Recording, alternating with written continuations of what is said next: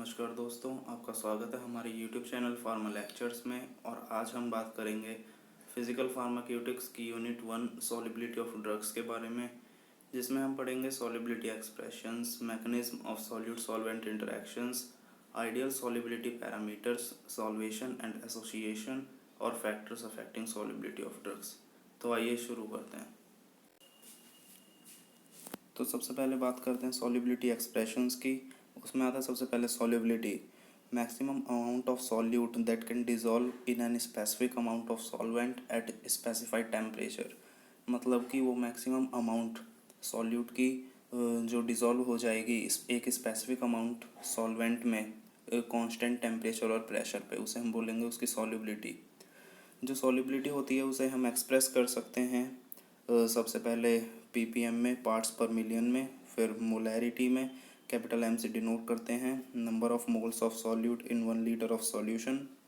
Molarity में small m से denote करते हैं moles of solute in 1000 gram of solvent.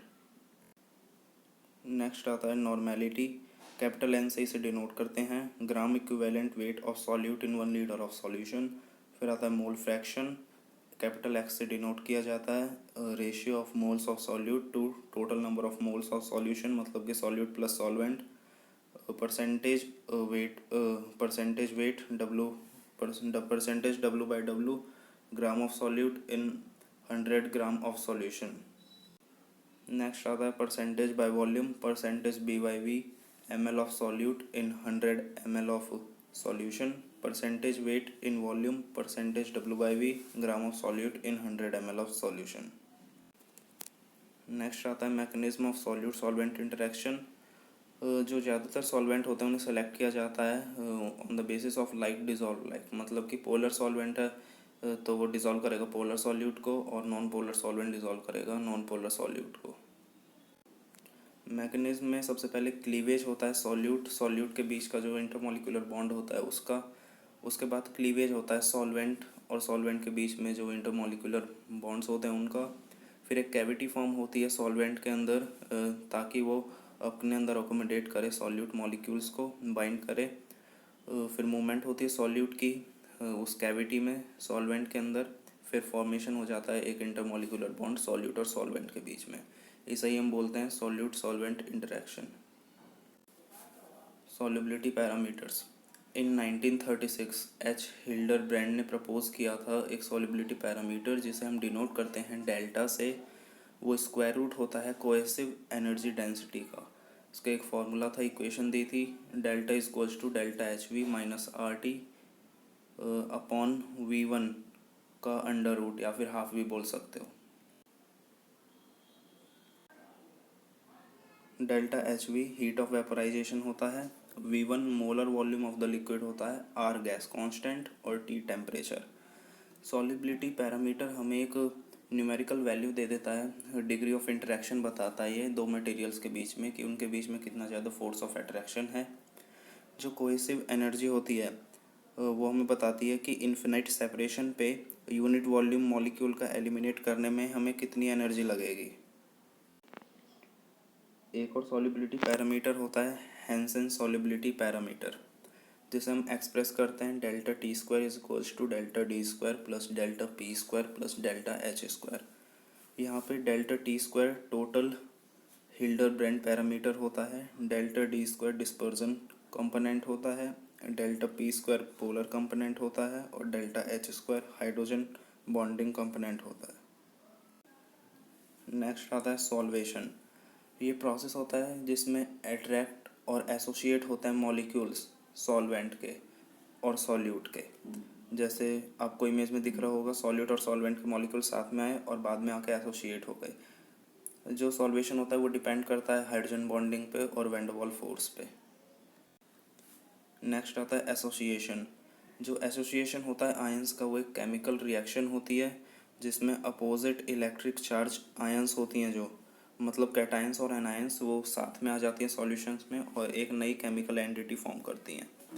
जो आयंस होती हैं अपोजिट चार्ज, वो अट्रैक्ट होती है इलेक्ट्रोस्टैटिक फोर्स ऑफ अट्रैक्शन से, जिसका फॉर्मूला होता है F is equals to Q1 into Q2 by E।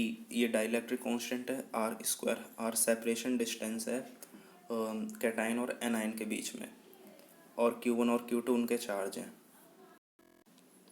Next, factors affecting solubility of drugs, जिसमें पहला फैक्टर आता है टेम्परेचर। जो सॉल्युबिलिटी होती है वो डायरेक्टली प्रोपोर्शनल होती है टेम्परेचर के, मतलब कि जैसे जैसे हम टेम्परेचर को इंक्रीज़ करेंगे सॉल्युबिलिटी भी इंक्रीज़ होगी। पर कुछ केसेस में जो सॉल्युबिलिटी होती है वो डिक्रीज़ होती है जब टेम्परेचर को इंक्रीज़ किया जाता है, जिसका एग्जांपल होता है एक्सोथर्मिक प्रोसेस, मतलब कि जिसमें एनर्जी रिलीज़ होती है। नेक्स्ट आता है नेचर ऑफ सॉल्वेंट, मतलब कि लाइक डिजॉल्व लाइक, वही पोलर सॉल्यूट डिजॉल्व होंगे पोलर सॉल्वेंट में, नॉन पोलर सॉल्यूट डिजॉल्व होंगे नॉन पोलर सॉल्वेंट में। नेक्स्ट आता है इफेक्ट ऑफ प्रेशर। जो सॉल्युबिलिटी होती है गैस की वो इंक्रीज़ हो जाती है जब हम प्रेशर को इंक्रीज़ करते हैं। नेक्स्ट आता है पार्टिकल साइज़। जितना छोटा पार्टिकल साइज़ होगा उतनी ही ज़्यादा सॉल्युबिलिटी होगी, क्योंकि सरफेस एरिया बढ़ जाएगा। नेक्स्ट आता है मॉलिक्यूलर स्ट्रक्चर। अगर मॉलिक्यूलर स्ट्रक्चर चेंज हो, अगर अलग अलग हों, तो वो अफेक्ट करता है सॉल्युबिलिटी को बहुत ज़्यादा। एग्जांपल, अगर हाइड्रोफिलिक मतलब वाटर लविंग ग्रुप को हाइड्रोफोबिक ग्रुप मतलब वाटर हेटिंग ग्रुप में ऐड करेंगे तो सॉल्युबिलिटी बहुत ज़्यादा बढ़ जाएगी। नेक्स्ट आता है सॉल्यूट सॉल्वेंट इंटरेक्शंस। अगर स्ट्रॉन्ग होगा सॉल्यूट और सॉल्वेंट के बीच में इंटरेक्शन तो ज़्यादा सॉल्युबिलिटी होगी, और अगर वीक होगा इंटरेक्शन तो कम सॉल्युबिलिटी होगी। नेक्स्ट आता है solubility of gas in liquid. जो सॉल्युबिलिटी होती है किसी भी गैस की लिक्विड में वो डिपेंड करती है कुछ फैक्टर्स पे, जैसे कि टेम्परेचर, पार्शियल प्रेशर गैस का जो अप्लाई कर रही है गैस, पार्शियल प्रेशर लिक्विड के ऊपर वो कितना है, और नेचर कैसा है सॉल्वेंट का और गैस का। नेक्स्ट, इसके लिए एक लॉ आता है हेनरीज लॉ। ये बताता है कि जो सॉल्युबिलिटी होती है जिसे हम एस से डिनोट करते हैं गैस की, वो डायरेक्टली प्रोपोर्शनल होती है partial pressure P of the gas, constant temperature होना चाहिए। इसी के लिए एक फॉर्मूला आ जाता है S is directly proportional to P, और प्रोपोर्शनल का साइन हटा के एक कांस्टेंट आ जाता है के, जिसे हम बोलते हैं हेनरीज कांस्टेंट। जो सॉल्युबिलिटी मेजरमेंट होता है वो बेस्ड होता है अगर मोल फ्रैक्शन के ऊपर गैस का सॉल्यूशन का जो है, तो जो हेनरीज लॉ है वो भी बदल जाता है। तो जो हेनरीज लॉ का एक्सप्रेशन है वो चेंज हो जाता है, पी इक्वल्स टू के एच इंटू एक्स हो जाता है, और के एच होता है हेनरीज लॉ कांस्टेंट और एक्स होता है मोल फ्रैक्शन। यहाँ पे ग्राफ बनाया गया है, पी पार्शियल प्रेशर जो गैस अप्लाई कर रही है लिक्विड के ऊपर, और एक्स है मोल फ्रैक्शन। तो ये स्ट्रेट लाइन कर्व आता है, मतलब कि दोनों डायरेक्टली प्रोपोर्शनल है, जैसे जैसे प्रेशर बढ़ाएंगे मोल फ्रैक्शन बढ़ेगा। इधर लिखा है कि जैसे जैसे पार्शियल प्रेशर लो है तो कंसंट्रेशन गैस की भी कम है। अगर पार्शियल प्रेशर को हम बढ़ाएंगे तो नंबर ऑफ कोलिजन्स बढ़ेंगे, जिसकी वजह से काइनेटिक एनर्जी बढ़ जाएगी मॉलिक्यूल्स की। काइनेटिक एनर्जी बढ़ेगी तो सॉल्युबिलिटी भी बढ़ जाएगी। नेक्स्ट आता है राउल्ट्स लॉ।